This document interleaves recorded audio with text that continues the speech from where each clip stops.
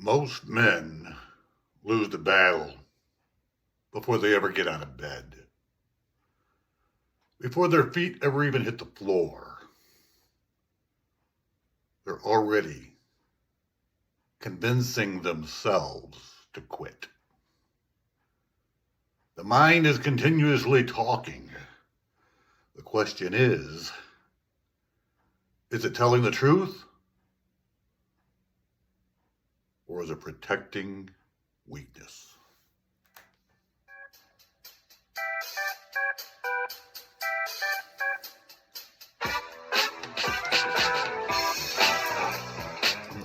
Welcome to Built, Not Wish. This is our first episode focusing on mind. Yeah, we're going to do 3 a week, one on mind, one on body, and one on spirit. This is the one on mind. First fight of the day is when the alarm goes off, right? And your brain starts making excuses as to why you should stay in bed instead of getting up early to go do your push-ups, go do your kettlebell exercises, go do your planks, go do your steps. Whatever you're doing, that's about body. We'll be into that Wednesday. Today is about mind. And our minds, I don't know how else to say it. Neuroscience has shown our minds can't always be trusted.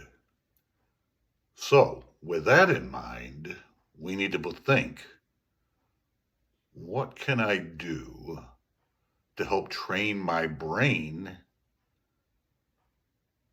to be more reliable? And that's what we're going to kind of get into today. But I'm not a psychiatrist or a psychologist. I'm just an old out of shape guy trying to get in shape, wanting you to help me do that. And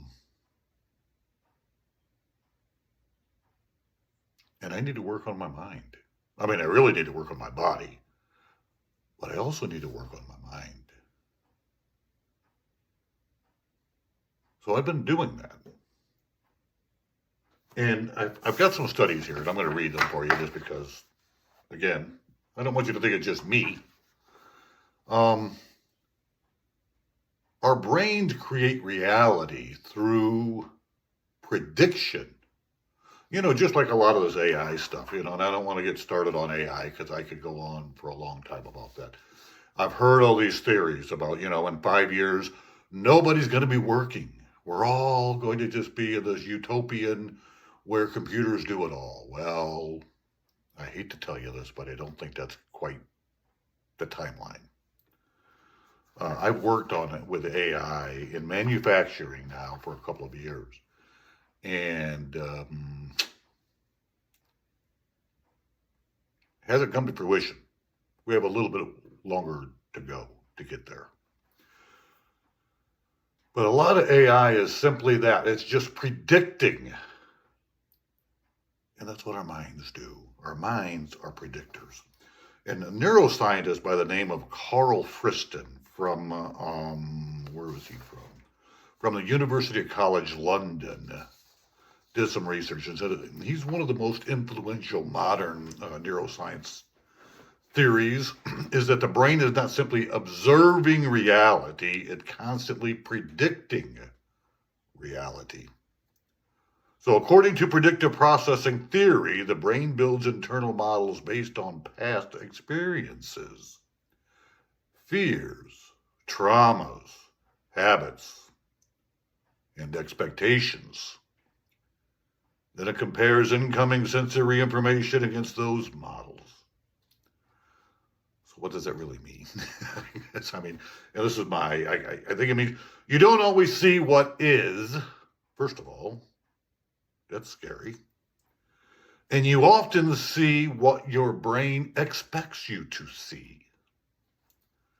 So this is why anxious people anticipate rejection. Or fearful people see threats everywhere. or angry people assume that disrespect is what they're getting. Or insecure people imagine failure before trying. The brain fills in the gaps automatically.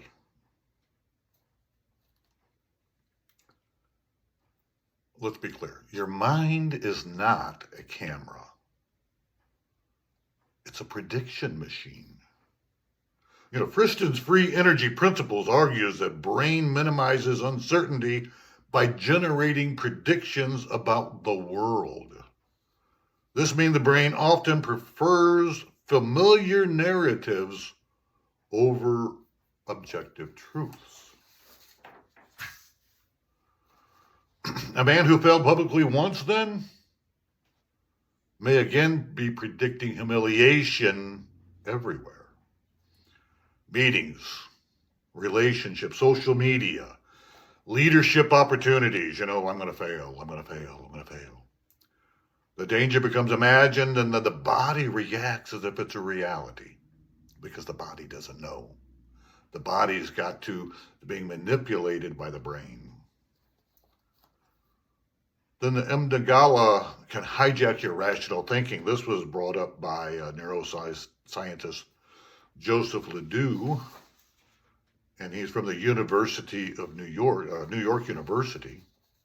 And he works on fear circuits showed that the emotional center of the brain can react before the rational mind fully processes information.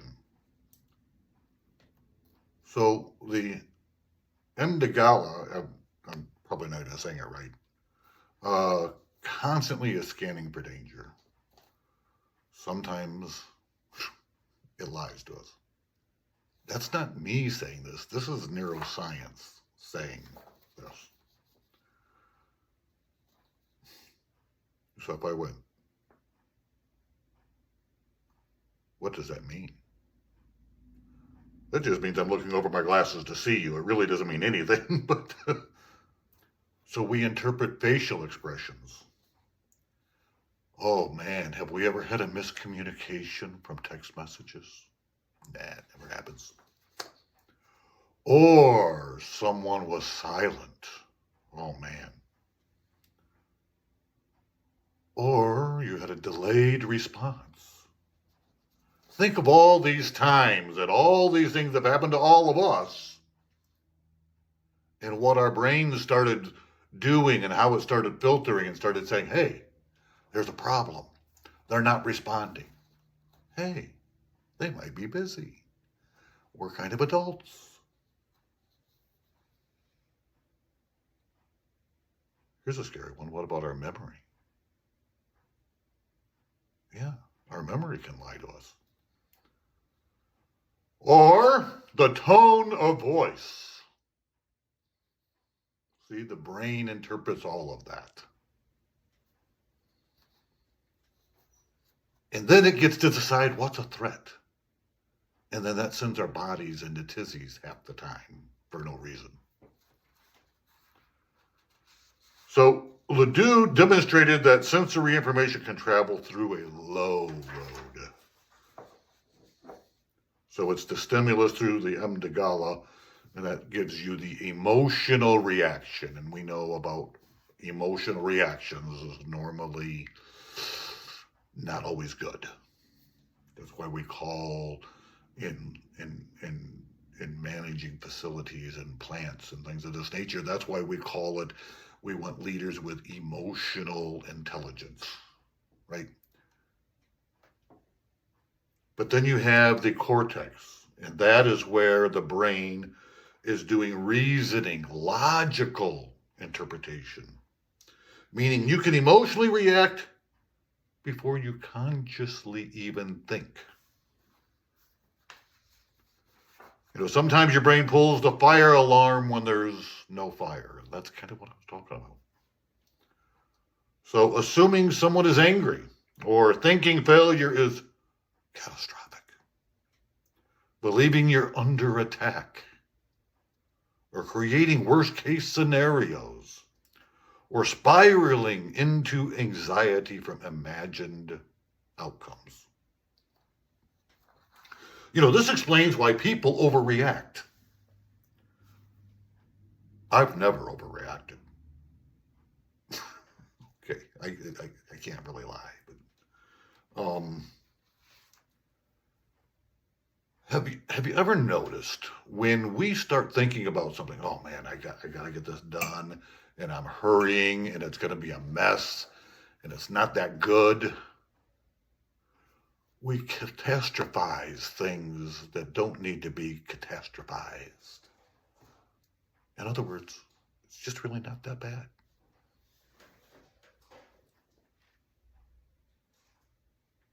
A term I've used in counseling many times, and when I say counseling, I mean coaching people at work or raising children.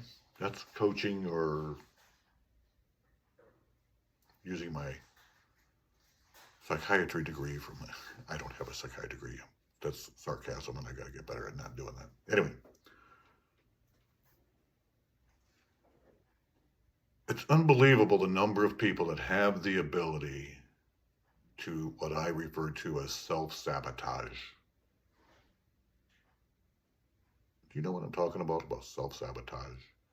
We create all these stories in our heads,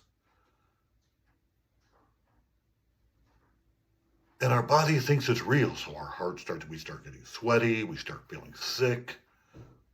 We're doing all that to ourselves. Emotional intelligence is pretty dang important. And those people who self-sabotage, they oftentimes stay trapped in fear loops. It just goes around and around and around. And this is the one that really got me, is that the neuroscientist Elizabeth Loftus, she is from the University of California, Irvine. The brain generates false memories.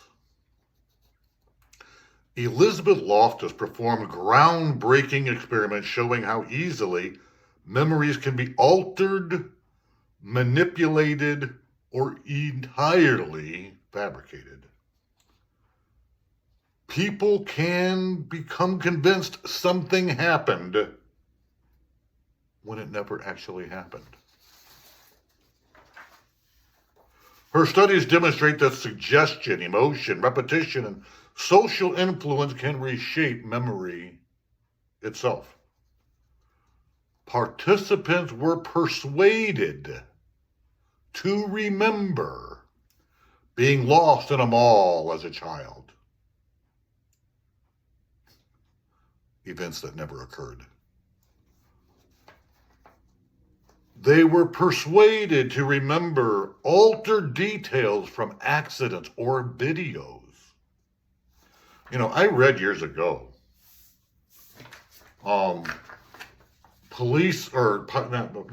prosecutors are becoming less and less reliant on eyewitnesses. And I heard this 20 years ago. And I think this is proof why.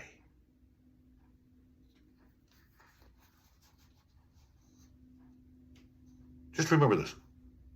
Your memory is not a recording. I've always thought that. I've heard all these great things about our brains. We only use a tenth of it, or 10% of our brains, or I don't know, whatever the number was. I don't remember. And then how massive our brains are as far as the ability of the brain. But keep these things in mind. So people often build identities around distorted narratives. I always fail. I'm old enough to remember the show Gulliver's Travels. Okay, it'll never work. Anyway, or nobody respects me, or just can't do it. I'm not capable.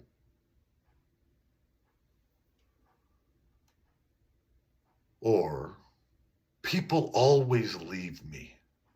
They always leave me. You see, the brain reinforces emotional stories until they feel factual. So, we want to talk to somebody about a trauma loop or a negative self-talk. And that's what I want this episode to be about. I want all of us to recognize how powerful our brains truly are, but maybe they're not as reliable as we thought they were. That's all I'm saying. And that's why we need to train our brains.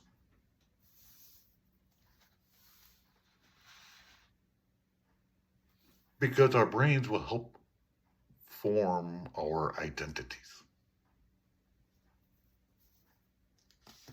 Our brains can limit our beliefs. Our brains can become victim mentality. And the one I said earlier, self-sabotage.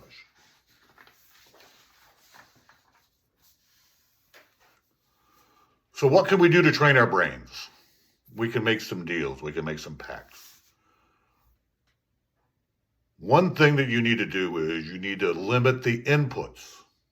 Be careful what you're putting in here. Consciously, subconsciously, be careful what's going into the brain. Limit your doom scrolling. You know, I'm trying to make this podcast successful. And to do that, I have to use social media, but I really wish I didn't. I really wish I didn't, because I would like to not be on social media at all. I've done, and I'm talking about this out of experience, not out of reading a book. All right, I have personally experienced this doom scrolling. It's not good. It's not fun.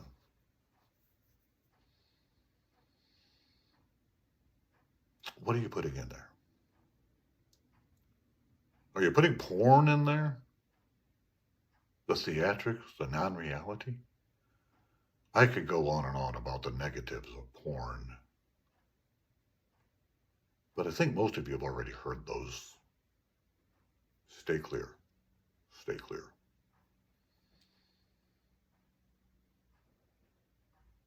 Are you worrying what Taylor Swift is doing? I'm sorry if you're a big Taylor Swift fan. I'm not. I wish her the best, but whatever happens to her in her life really doesn't impact me whatsoever. And I know that doesn't sound like a very nice thing to say. I'm just being honest. And I'm trying to base that in reality. I don't need to read what Taylor Swift does. I think she's a beautiful young lady, and she is very talented.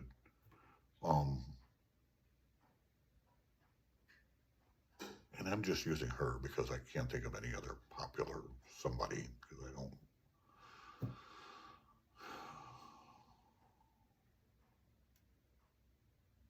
Do you read any? Do you live and die on the what celebrities do? I guess that's what I'm trying to say. Why?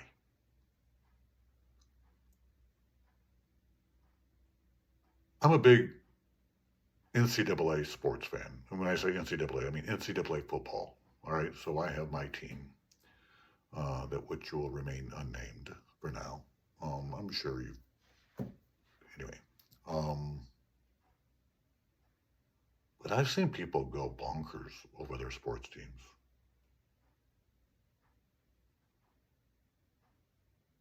Is that what you're feeding your brain?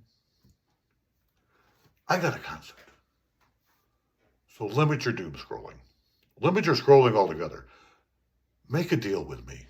I've been doing this for a month, and I'm going to tell you, it is, I don't want to be hyperbolic, all right? It's helpful. Take the first half hour of your day don't pick up your phone. And I've had this habit for years. I mean, 25 years of immediately checking emails, checking end of shift reports, all this type of stuff at 4 a.m. Or waiting till 5:30 when the reports started coming in. Limit your time. Take the first half hour. I'll be honest. This has been just, I want to focus on the mind today, so we'll get into the body tomorrow, Wednesday. Take a half hour. Sit in silence. I mean, and be okay with it. Don't be fidgeting. That's not easy. I'm up to about 8 minutes, and I started at like 2. Okay, so it's not easy. Sit in silence. I have my morning routine. I sit in silence for about 8 minutes. I read the Bible. All right, I read a chapter of Proverbs every day. And then I have some other readings that I like to do. But train your brain.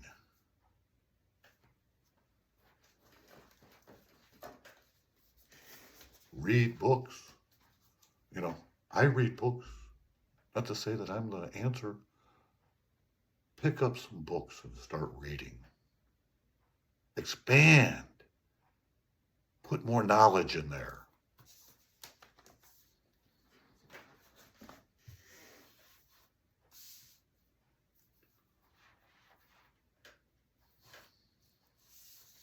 I want to finish with this.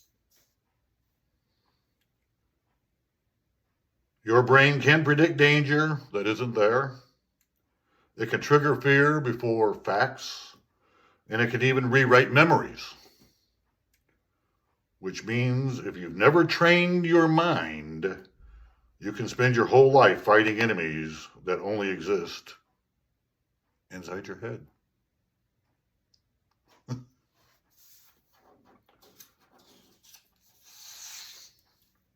But seriously, think about awareness. That's what I meant by the silence. Think about the discipline. I'm going to tell you, your mind is powerful. And we'll get into that on Wednesday about discipline.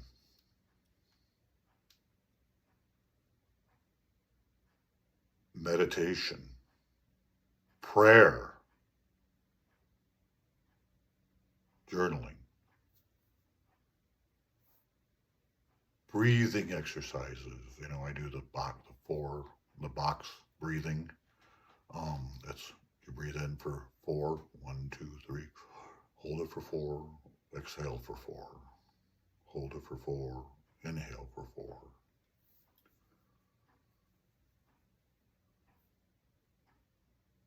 Start controlling your mind and start controlling your inputs, and make those inputs quality.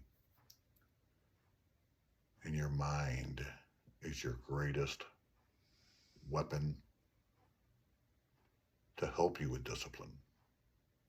And we'll get into that on Wednesday.